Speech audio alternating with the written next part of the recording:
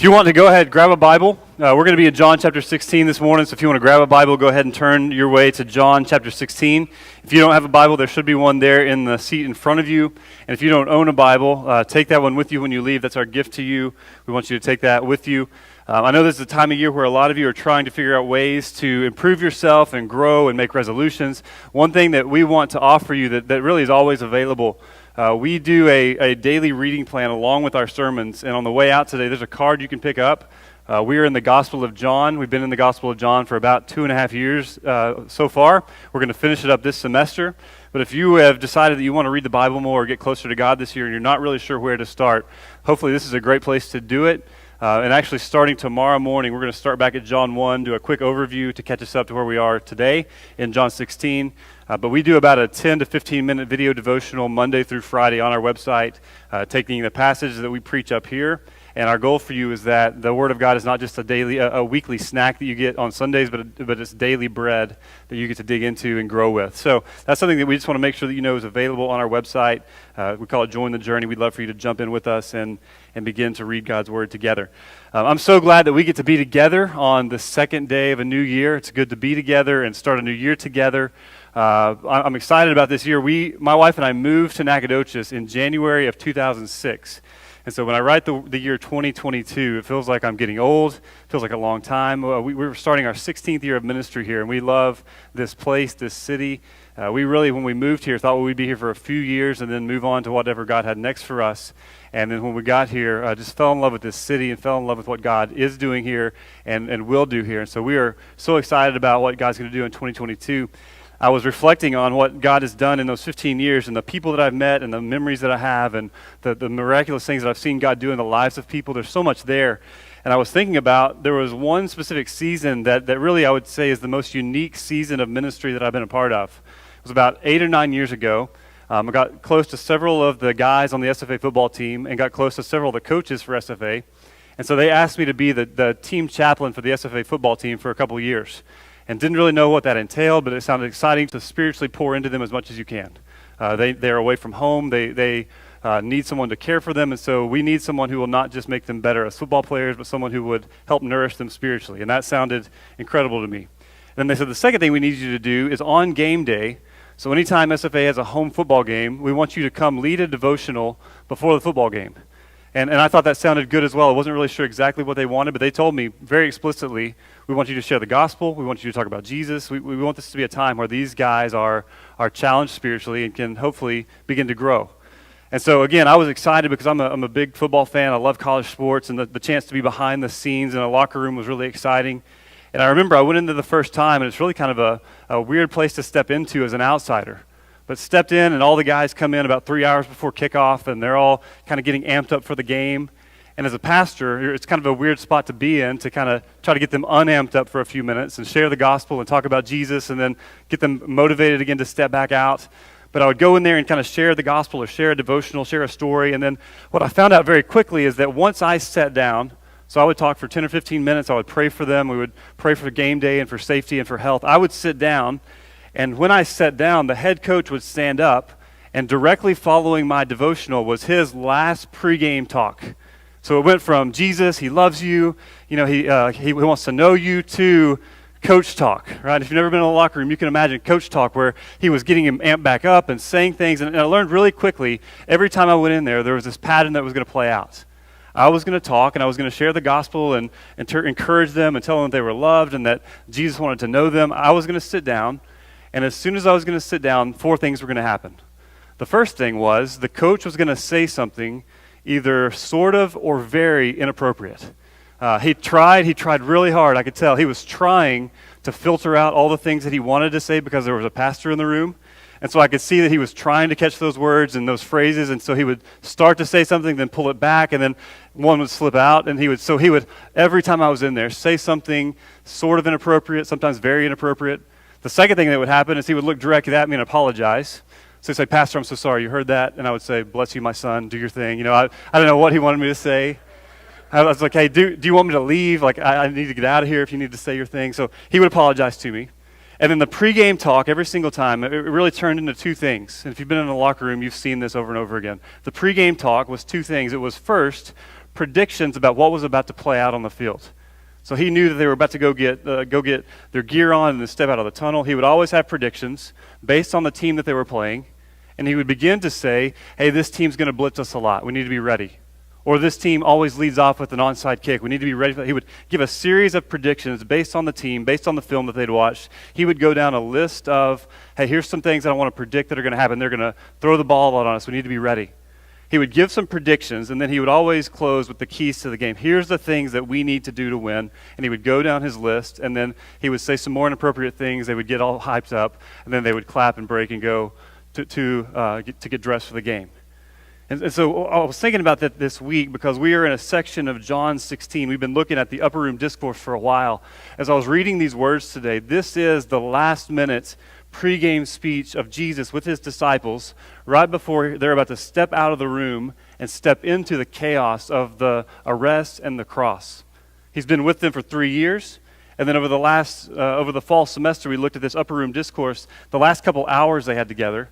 And what we come to this morning as we look at the end of John 16, it's now the very last minutes. It's 3 minutes left, and he knows that the doors are going to open, and they're going to step out, and he knows the chaos that they're about to step out into.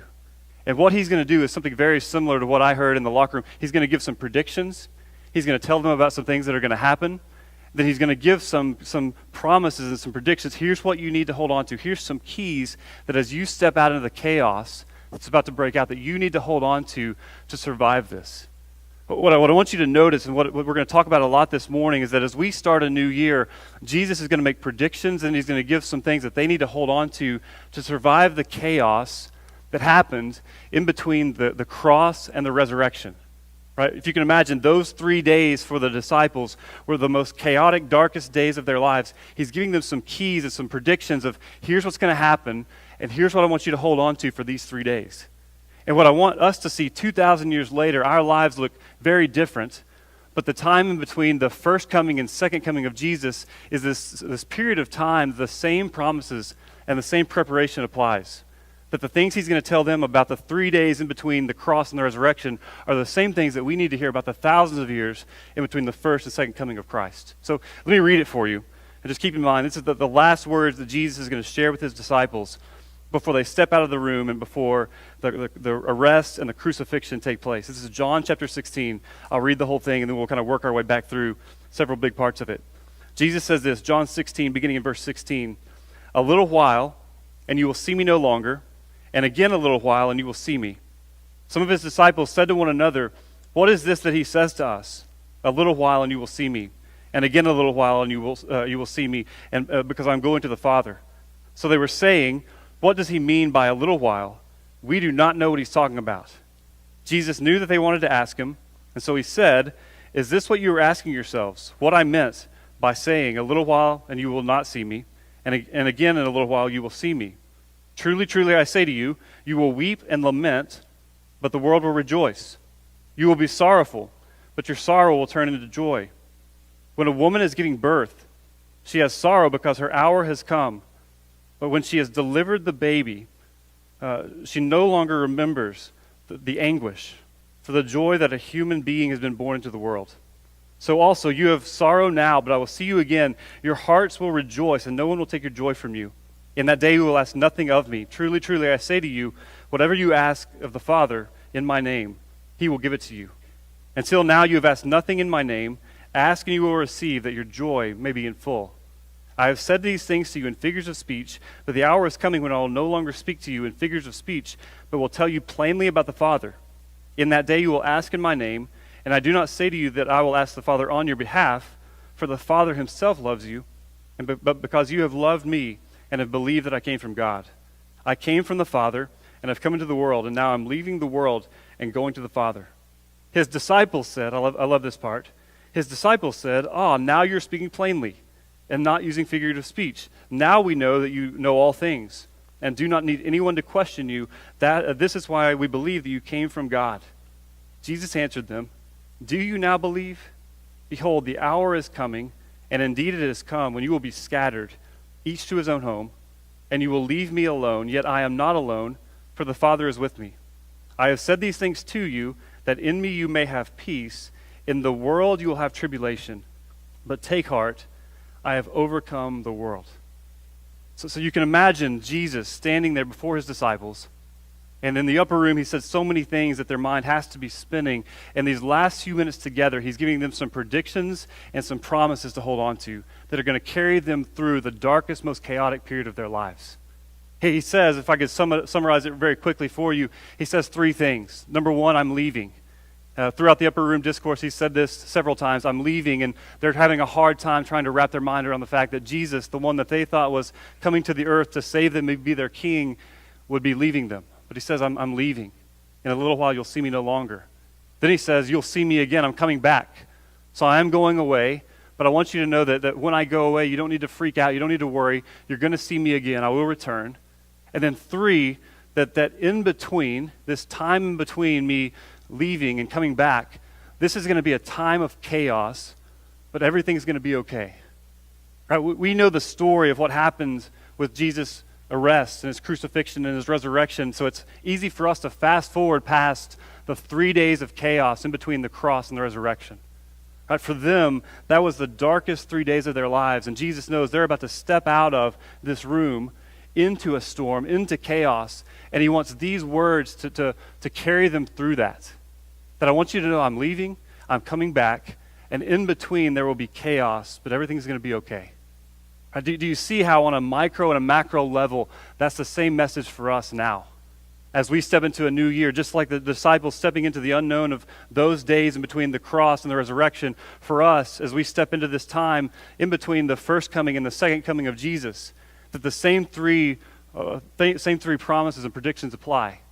That Jesus told us, I'm leaving and I'm coming back, but in between, whether it be a couple days or a few thousand years, in between, you're going to feel the chaos of this earth, but I want you to know it's going to be okay.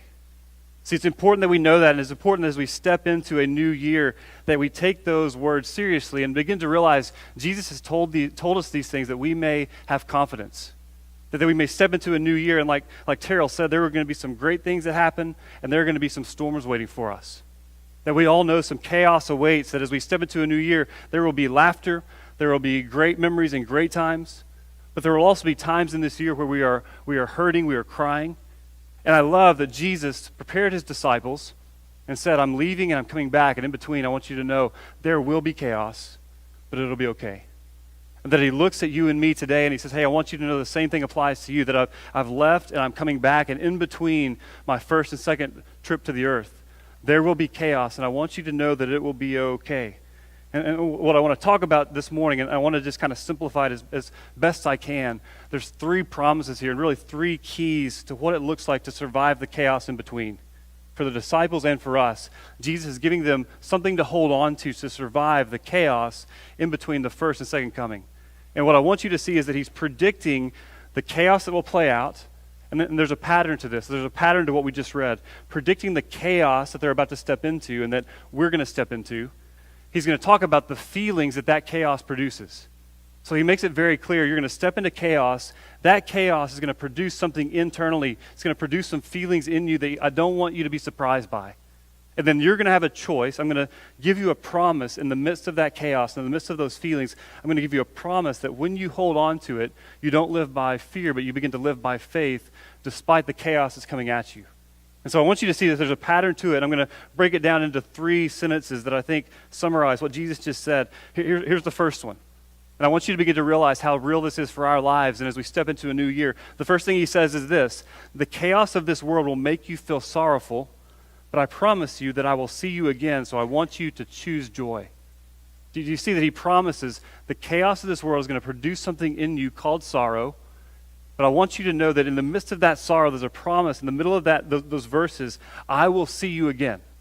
But there's a promise that I want you to hold on to. And in that promise, I want you to begin, instead of walking around in the sorrow and in the pity and in feeling defeated, instead of sorrow, I want you to realize there's a promise that's been made. And if you hold on to that promise, you'll walk in joy and not walk around in the sorrow that this world hits you with. Look back at verse 20. It makes it very clear that sorrow and weeping and lamenting was going to be a part of this time in between for the disciples and for us. He says, truly I say to you, verse 20, you will weep and lament, but the world will rejoice.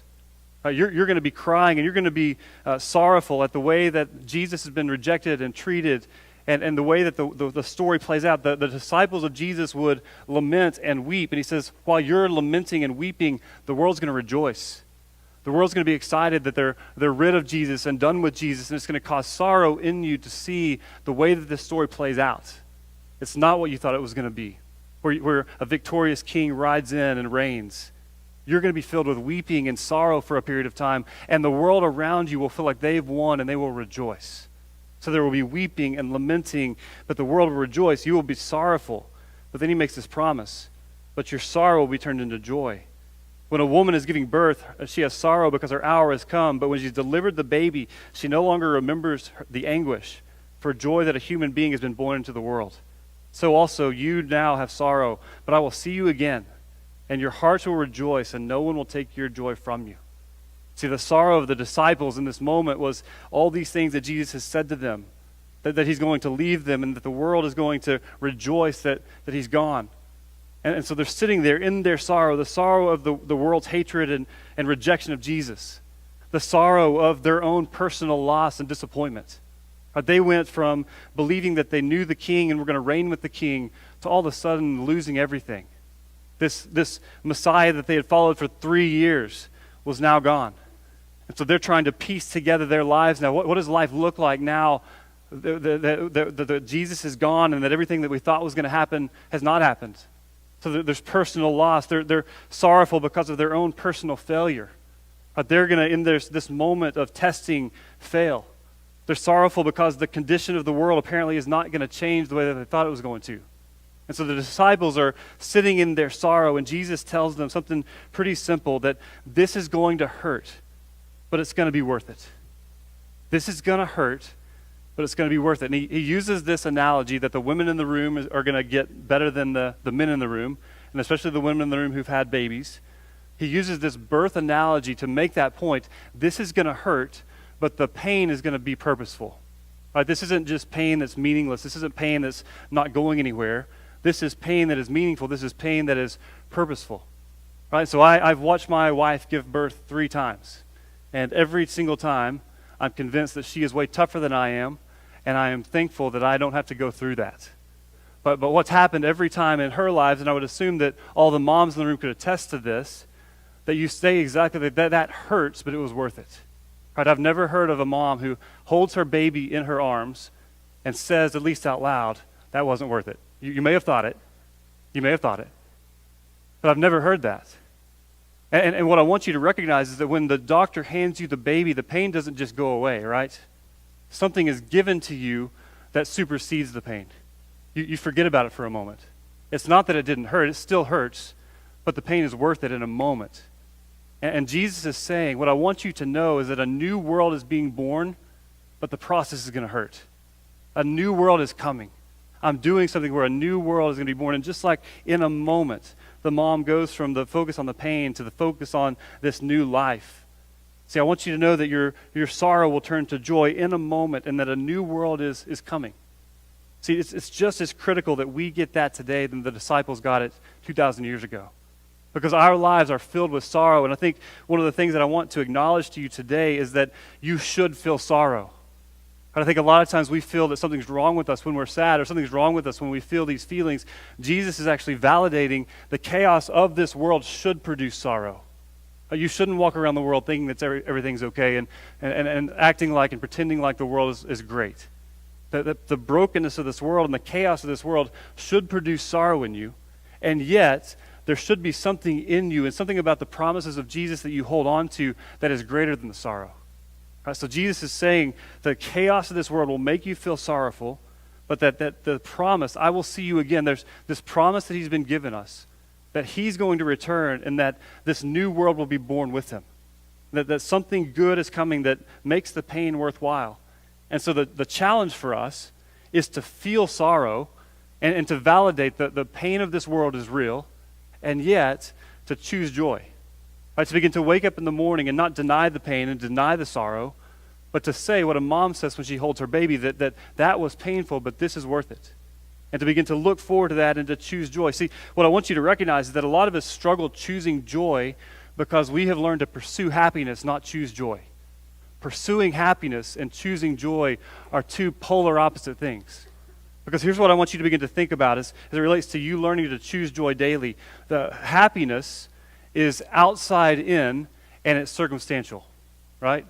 Happiness is something that if the surroundings around me are right, it's outside in and it's circumstantial. The joy that Jesus talks about is inside out and it's not circumstantial. It's based on a promise that God has given, and he's saying this isn't something that only is existing when the things around you are right. It's not based on your circumstances. The joy that I give you is inside out. It's based on a promise that I've given you, and it's based on the Spirit of God who now lives inside of you and produces joy from the inside and flows out. Right? Happiness is this outside-in thing that is circumstantial. Joy is inside out, and it's not circumstantial. Here's kind of what that means for you. If you are a person who pursues happiness, you will always be either happy or sad. Right? Have you ever noticed those two feelings don't coexist? You're either happy or you're sad. So when the circumstances are good, when things are right in your life, you feel happy. When you lose those circumstances, or even when you're afraid you may lose those circumstances, you are sad. Have you noticed that joy and sorrow, it's not an either or? What we're hearing Jesus say here is that joy and sorrow will always coexist in the life of a Christian. It's not either happy or sad. It's both joyful and sorrowful as we walk through this world towards the kingdom that he's ushering in.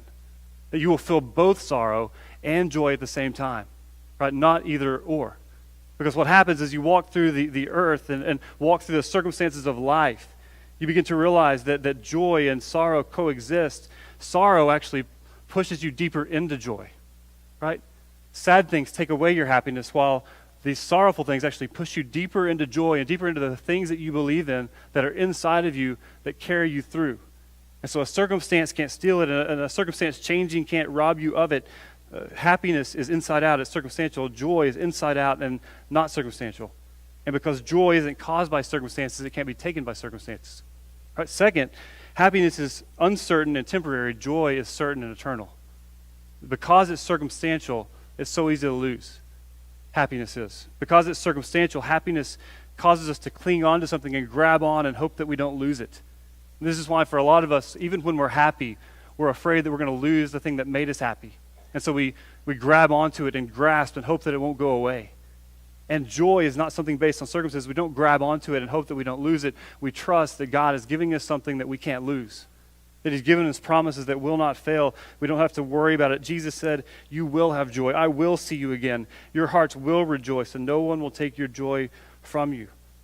And then the last thing I want to just say before we move on, happiness requires you to turn off your mind and harden your heart, while joy tells you to turn on your mind and soften your heart.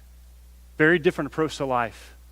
In reality, if happiness is circumstantial and I'm in constant jeopardy of losing those circumstances and life becomes painful, really the only way that I can navigate my way through life is to turn off my mind, to not think about it, to try to numb myself or to try to convince myself that things are good when they're not, and to kind of harden my heart and not let the pain of life hit me the way that it does.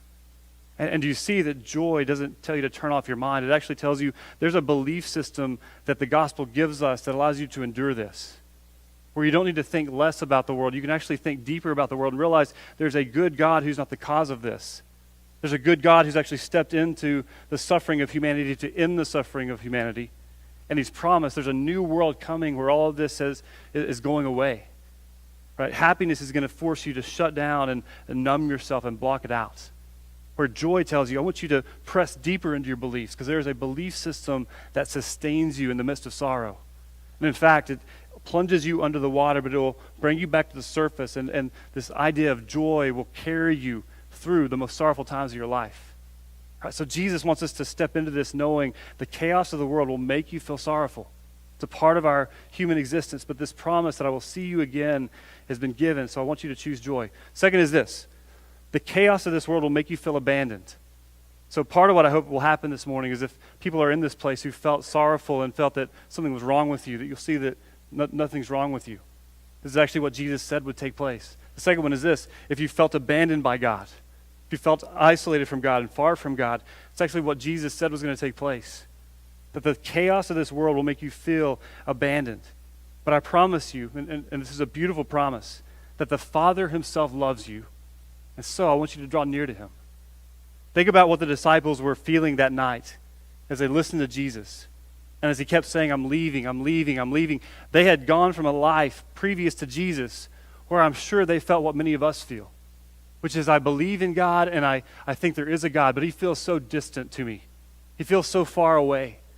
Then imagine being one of these men who got to see God in the flesh walk up, and for 3 years you walked with him and talked with him and got to ask him your questions and eat meals with him. And so you can imagine on the night where he tells them, hey, I'm leaving, the first thing that would begin to bubble out of them are these fears and these feelings of abandonment, of this God who for a while felt close to us. He's going to go away.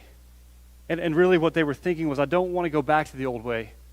I don't want to go back to the way that it used to be, where God felt far from me, where it felt like I couldn't talk to him and didn't know him and couldn't ask him my questions.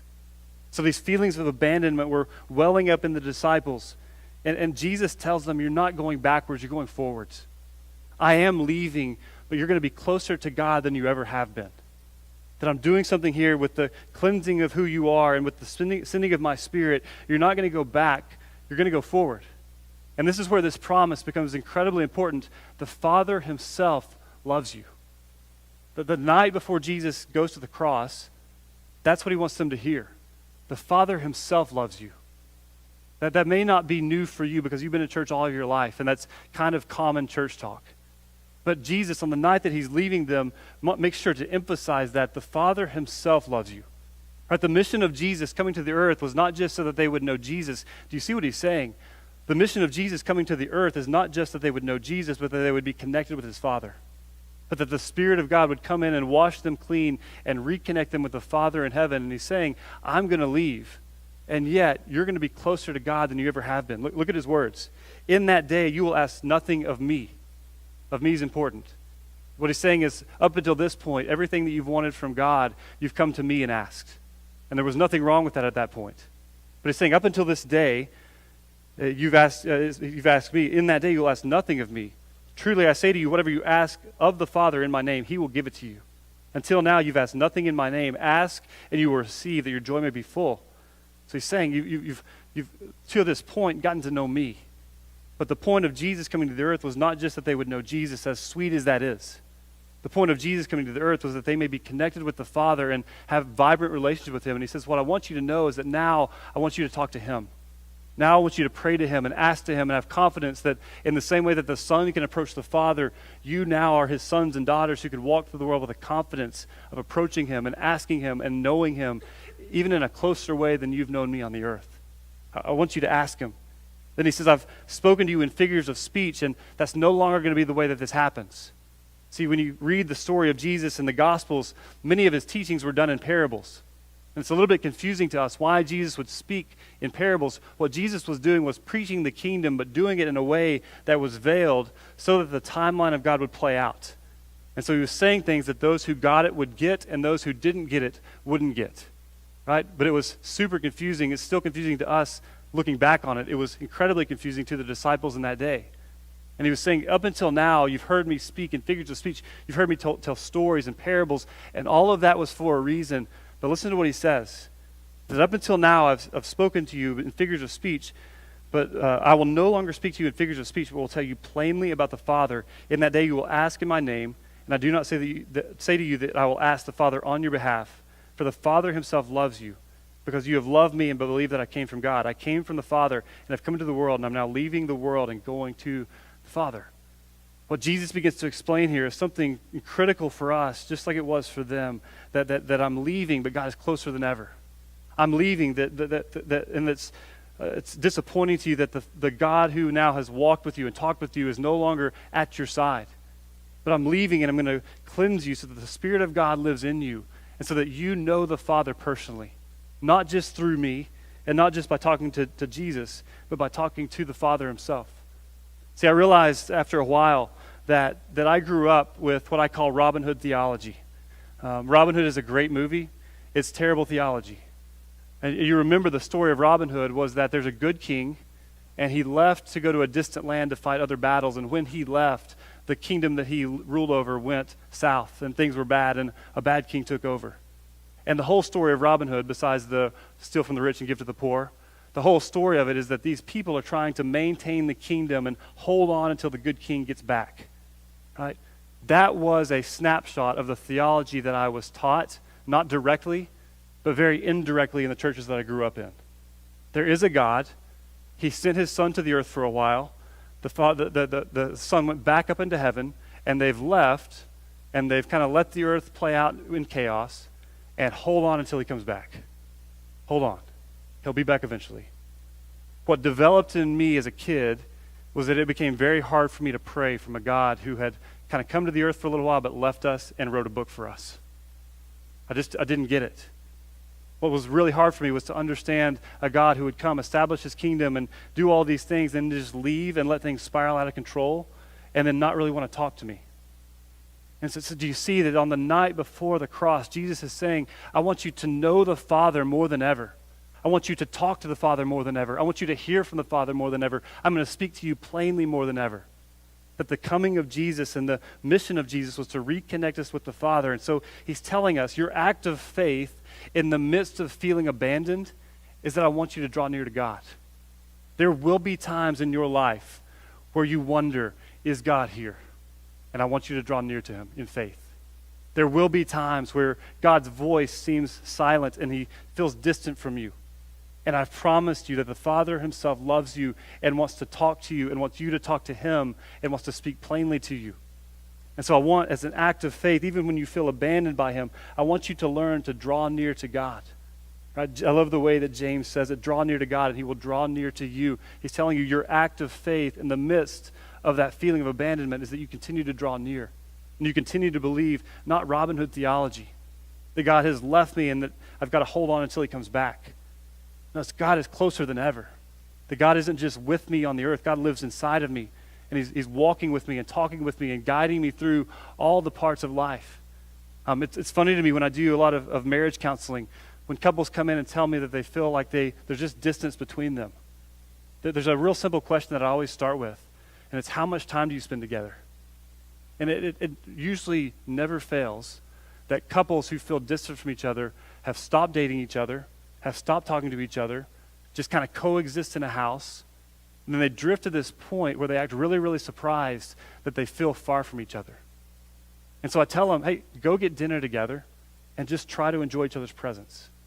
Sit down together once a week and pray together. See what begins to happen. We drift away from people, and it's pretty obvious what the answer to that is. Do you spend time with them at all? Do you pursue them at all? Do you talk to them at all? Do you do the things that they love at all? And it's easy to look into a marriage and diagnose that, man, you don't feel close to them because there's no pursuit on either side trying to build a relationship. And then when it comes to our relationship with God, I don't talk to him at all. We don't receive from him at all. Like we just kind of drift on and try to maintain this belief system that we have. And so again, this promise of Jesus that the Father himself loves you, it calls us to this step of action that I'm going to believe that and I'm going to draw near to him. I'm going to wake up early in the morning and spend time with him, even on the days where it feels like he's distant and far away. See, Jesus wanted us to know that the chaos of the world will make us feel abandoned. But I promise you, the Father himself loves you, so I want you to draw near to him. Then finally, the third one. The chaos of this world will make you feel defeated. All right, but I promise that I've overcome the world, so I want you to take heart.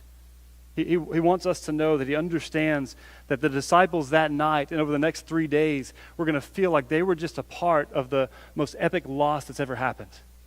That this man who came and proclaimed to be the Son of God is nailed to a cross. And people are laughing at him and spitting on him and ripping out his beard. He realized that they were going to feel like, man, we just lost.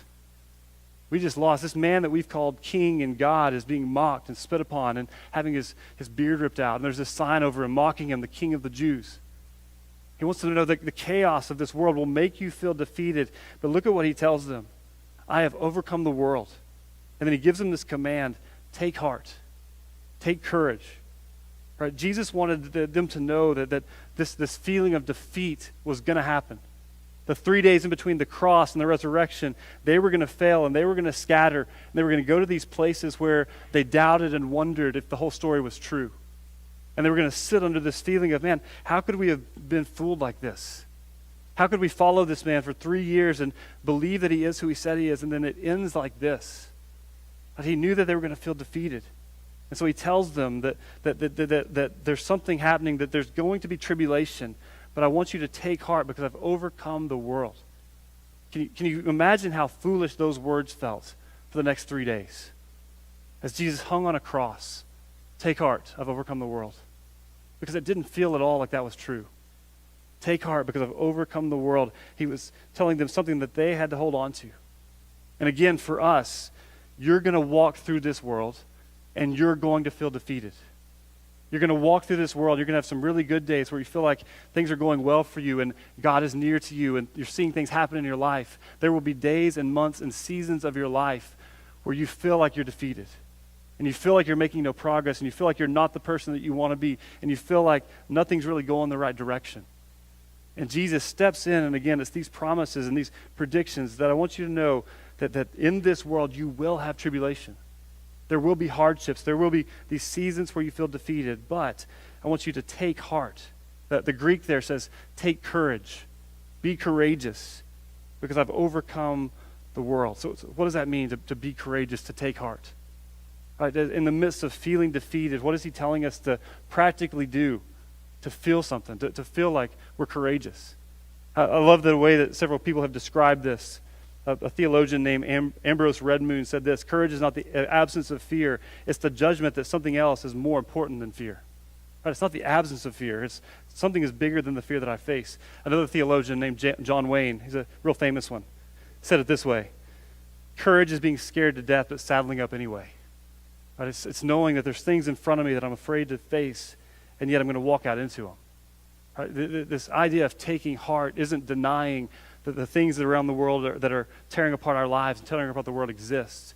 It's actually having clarity about those and knowing that I walk out into the midst of a war, and yet the war has been won, and God has promised me that as the war wages all around me, I don't have to be afraid. That clarity turns into confidence, and that confidence turns into courage in these moments where we're defeated and scared to death, where we can stand up and say, you know what, the world is scary, and I don't want to step out into it. And yet Jesus has told me that this isn't something that I need to run from. In fact, I can step out into it and know that I live in a war zone, and yet the war has been won.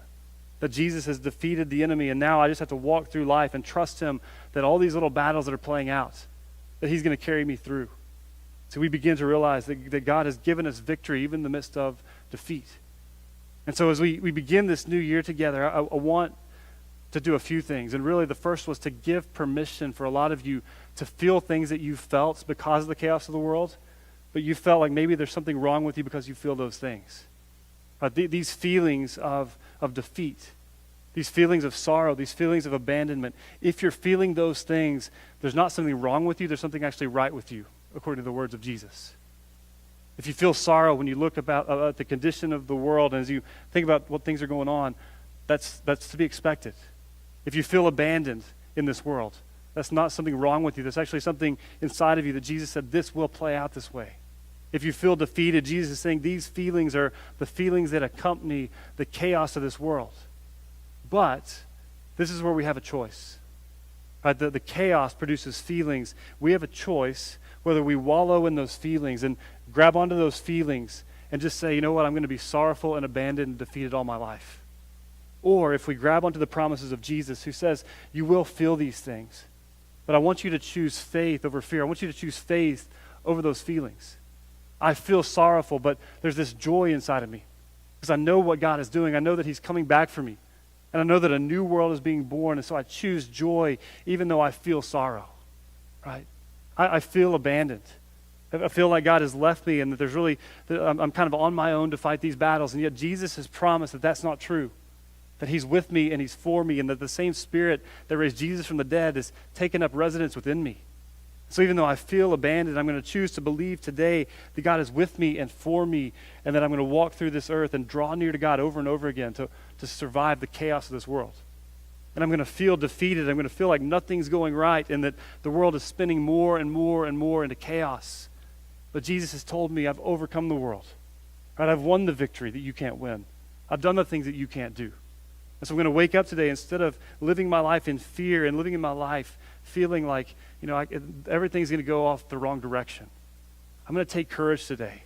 I'm going to take heart that he is the king and the victory is sure, and I get to walk in that.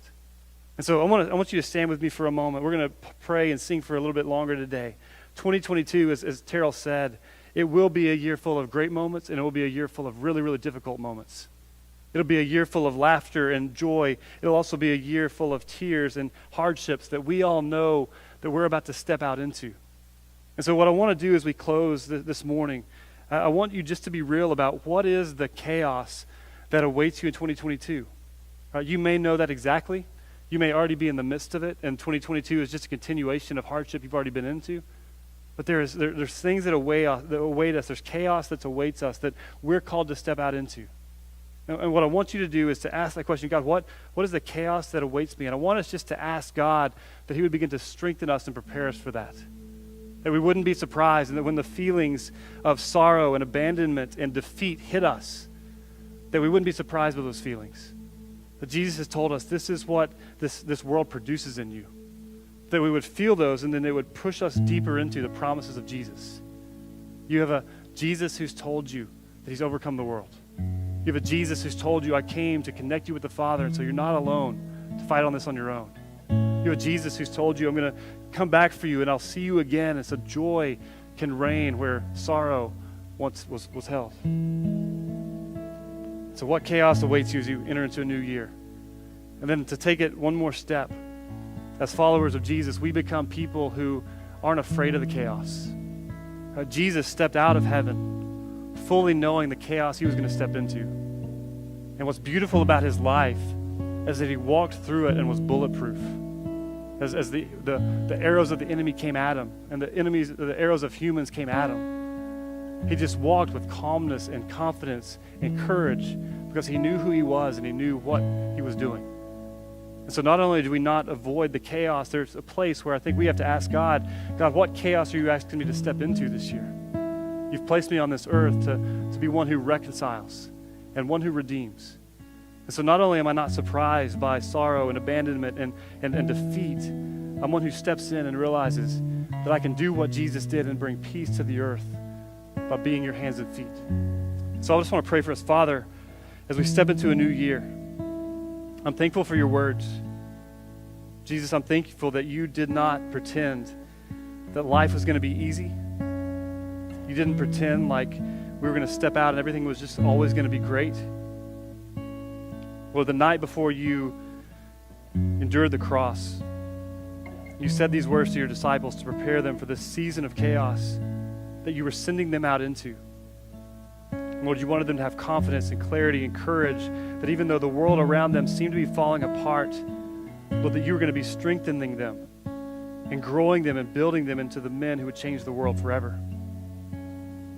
So, Father, I pray the same for us as we enter into a new year, as this year brings with it the chaos that we may have already been a part of, as it brings new chaos, new problems, new issues. Lord, would the promises of Jesus and the words of Jesus be louder to us, Lord, than these feelings that the chaos produces. We feel sorrow, Lord, but we choose joy. We feel abandoned sometimes, Lord, but we choose to draw near to you because we believe that you're with us and you're for us. We feel defeated, and Lord, we choose to take heart and, Lord, to step out and to take on the chaos of this world to bring your kingdom here, and to see you reign. So, Father, I pray for my brothers and sisters. Lord, you be with them. Lord, where there are tears already, would you draw near to them and let them know that you see them, that you're for them, that there's a new world that's being born, and that you've begun this process. Lord, that you're going to see it to completion.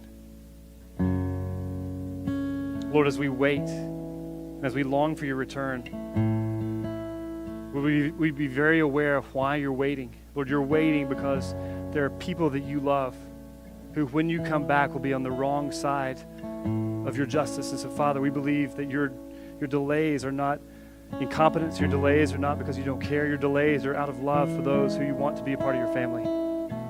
So even now, Lord, would there be people who understand you're waiting for them. You're waiting for us. You're waiting for enemies to become sons and daughters. And Lord, would that carry us as well? Lord, that you love your people, even the people who have rejected you and become your enemies. And Lord, would we go on the same mission that you did to seek and save the lost, to turn enemies into sons and daughters, to see your kingdom come here. We love you, Lord. We give you this year. We We pray great things.